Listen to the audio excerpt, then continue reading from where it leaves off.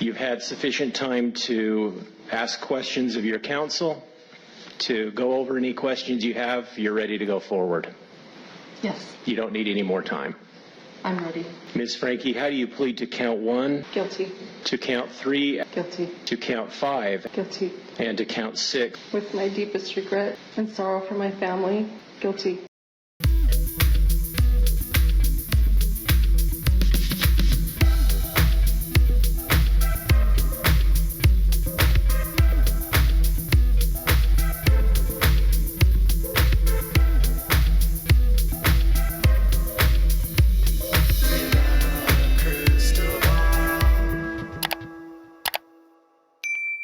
Hey, it's Katie from Without a Crystal Ball. Welcome back to my channel. It's Monday, December 18th, 2023. We have an update on Ruby Franke and the 8 passenger story that I brought to you in late August and early September. The case had stalled a little bit after a hearing back in September. They were going to go through and ask for a release, but then new discovery came in, and today she was back in court entering a plea of guilty. There's been a lot that's happened in the last several weeks that led up to this decision by Ruby, and including situations in her marriage with Kevin, and so much more has come out in this plea agreement. So earlier today in Utah, she was in court, she pled guilty. But before we dive into the guilty plea and the plea agreement, which I have a copy of, I'll get you up to speed with what else has been going on in this case and just a high level of all the details. So back in August, Ruby Franke was arrested. Ruby was a influencer and mommy blogger that ran the channel 8 Passengers. 8 Passengers was a YouTube channel that was focused on her children. Ruby was married to Kevin Franke. They had 6 kids, and 2 of them are now adults. She has 4 minor children, and her channel became very controversial around 2019, 2020, when she began implementing some questionable methods for disciplining her kids. There was some admissions by her son, Chad, who's her oldest son, that led to a slew of videos about the family. And subsequently, Ruby and her husband, Kevin, attempted to sue any YouTuber that tried to report on the words that they were actually saying in the videos that were their own admissions. So naturally, when we saw this arrest happen, most people in YouTube were not surprised, because multiple times there had been calls made related to the concern over these kids, and yet nothing had been done. By 2022, she full-on abandons her 8 Passengers channel, and she goes into business with a business partner named Jodi Hildebrandt, who is a licensed therapist, or was a licensed therapist, and was working in a program called Connections.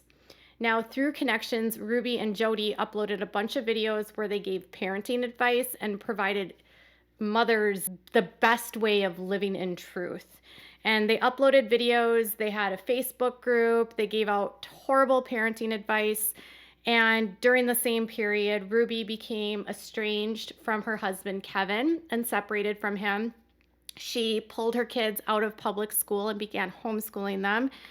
2 of her 2 youngest children, according to reports by their oldest daughter, Sherry, had been left alone for weeks on end. And then suddenly in the spring of 2023, they kind of disappear. Neighbors up in Utah County don't see the kids anymore. More than 19 complaints were filed to authorities about the kids. No one stepped in to help them. And then by May of 2023, the 2 youngest, RF and EF, disappear, and Ruby is seen more frequently down in Ivins with her business partner, Jodi Hildebrant. So that's sort of the very high level. I have a playlist that you can check for all of the details.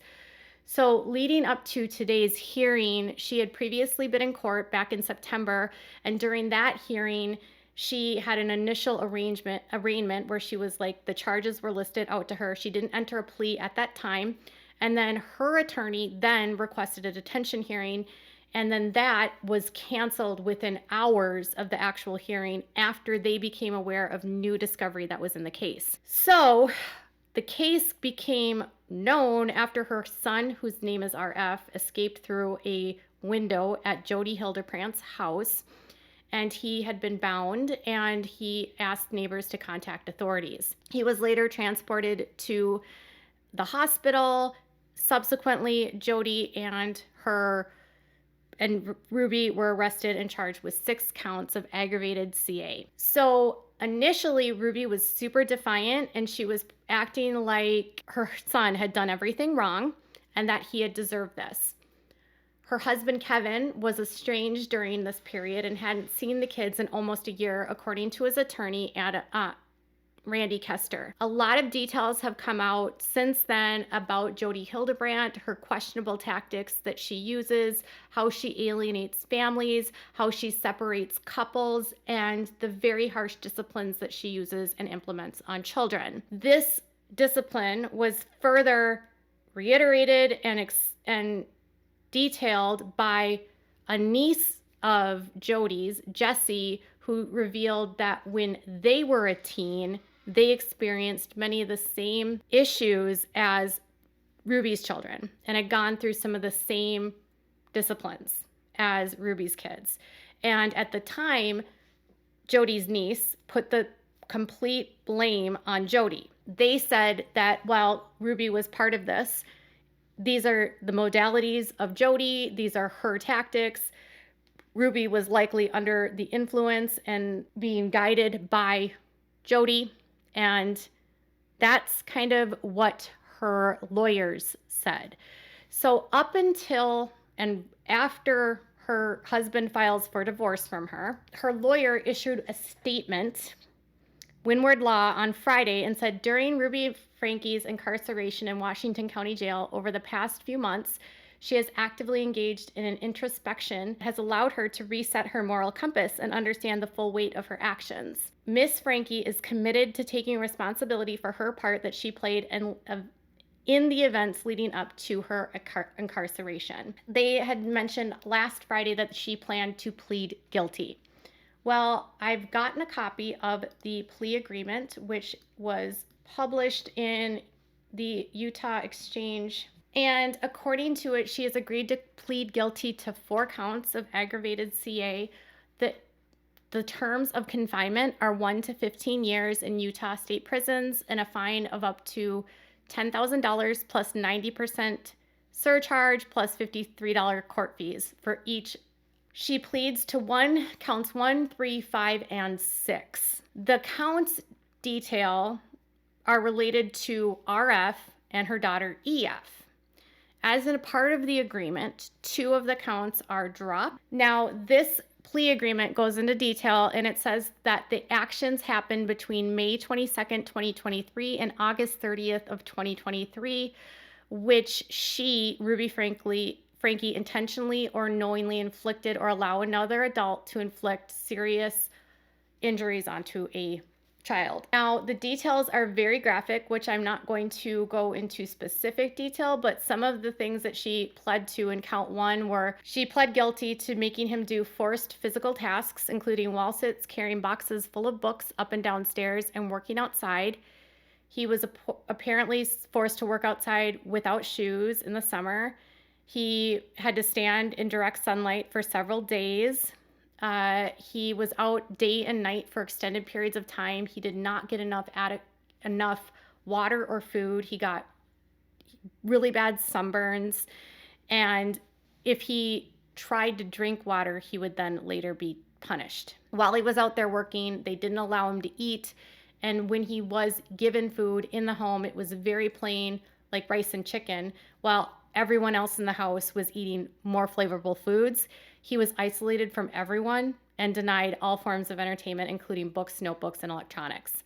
So most of you know by now that when he was found, they also found his hands and feet were bound, and that resulted in issues with his tissue and muscles. A new detail in her plea agreement also says that many times binding included using 2 sets of handcuffs, one on wrists and one on his ankles. At times, with RF lying on his stomach, ropes were used to tie the 2 sets of handcuffs together so that his arms and lower legs were lifted off the ground.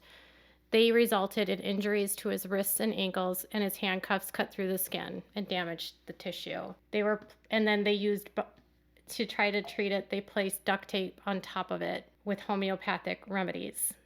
So it's a lot worse than initially discussed, and she's admitting that this happened in her plea agreement. But specific issues that Ruby pled guilty to were kicking RF while she was wearing boots, holding his head underwater, and cutting off his oxygen by placing her hands over his mouth and nose. For count 2, she agrees that she caused severe emotional distress to RF due to the way that she treated him from May, and they say that this behavior escalated all throughout the month until he fled. They also say that she caused emotional harm to EF. She pled guilty to also isolating her daughter, subjecting her to the same treatments as her brother. She was also told that she was evil and possessed, and the punishments were necessary for her to be obedient and to repent. And these things were being done to her in order to help her.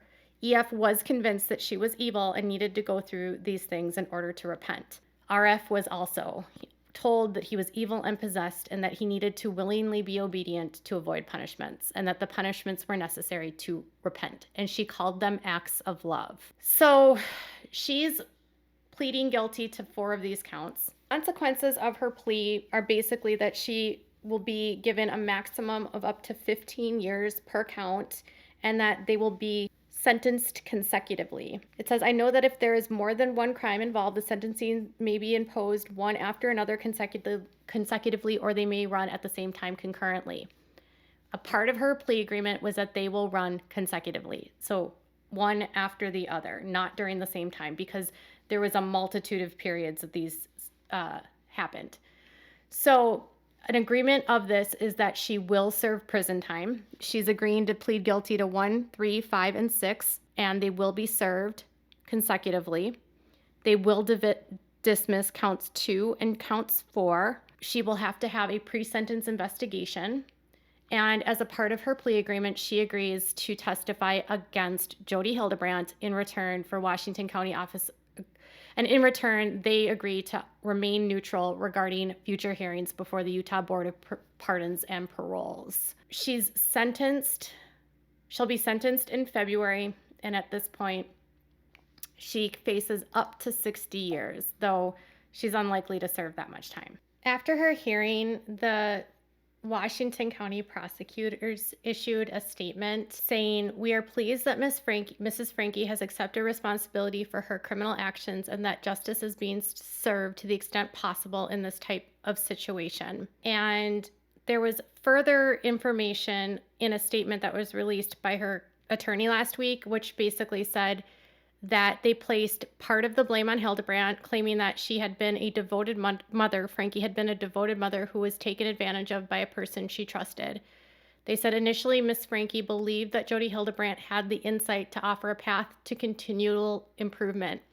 Miss Hildebrandt took advantage of this quest and twisted it into something heinous. They say that Hildebrandt systematically isolated Ruby Franke from her extended family, older children, and her husband, Kevin. Prolonged isolation resulted in Miss Franke being subjected to a distorted sense of morality shaped by Miss Hildebrandt's influence. According to their law firm, she engaged in introspection, and she has had several months to, understand the full weight of her actions, and has agreed to her part of this. So in part, she's taking responsibility, but also putting blame on Jodi for isolating her and basically putting her under the influence and control of Jodi Hildebrandt. And I'll admit that reading through the plea agreement was really hard. I didn't read all of the details because, frankly, it was too difficult to read and probably too hard to listen to. It's really disgusting that even with this guilty plea, her lawyers are placing blame at Hildebrandt and saying that, she trusted Hildebrandt and that Hildebrandt isolated her, and then under Hildebrandt's influence, all this bad stuff happened, but she still takes responsibility. It seems like a cop-out, but at the end of the day, she did plead guilty to 4 of the counts. And with her sentencing coming up in February, I honestly don't know what she'll be sentenced to. When they issued a request for this hearing a couple weeks ago or last week, they did the same thing for Jodi Hildebrandt, but there hasn't been a date set for a hearing for Hildebrandt. And her agreement, Mrs. Franke, Ruby's, says that she agrees to testify against Jodi Hildebrandt. So from the appearance of the statement by her attorney and the plea agreement, it appears as though that while Ruby Franke's actions were heinous, that the primary target of this investigation is Jodi Hildebrandt. And with knowledge that she's agreeing to testify against Hildebrandt, my wonder is if there will be additional charges related to what Hildebrandt did against her niece, Jessie, and any other atrocious behaviors she implemented against other families while she was serving as a counselor at Connections Academy and a licensed therapist and then doing coaching. There's a lot of people that have come forward about Jodi Hildebrandt and have made statements about being separated by from friends and family, couples coming forward and saying that they were isolated from each other, husbands saying that they were told that they had to move out and repent, lives destroyed, children's lives destroyed. This specific situation with Ruby seems as though it's one of the furthest and most escalated that Jodi got, and she got the deepest into Ruby in that Ruby started working for her and started doing promotions for her and was like giving validity to Jodi's teachings. Jodi had written books and was promoting all of this on Connections on their website and was charging people money for the program and for these like group member therapies. And then Ruby became a trainer and a mental fitness coordinator. So I don't even remember what her title was. Probably a deeper question than all of this is that while Ruby and Kevin came into contact with Jodi, it was referrals from the LDS church to their ward members that she was a viable option as a therapist. She was on approved lists of therapists that if people needed help paying for therapy, Jodi was getting referrals from the church and getting paid directly from the church for years. Her niece Jessie explained that they processed tons and tons of bills where the church made payment directly to Jodi. People went to their bishops at the church looking for help in their marriages and were directed to Jodi as an option for therapy. And these people are facing issues in marriages looking for help, and they're sent directly to a predator, someone that had already lost their license and had it suspended. And the church claimed they were no longer referring people to Jodi.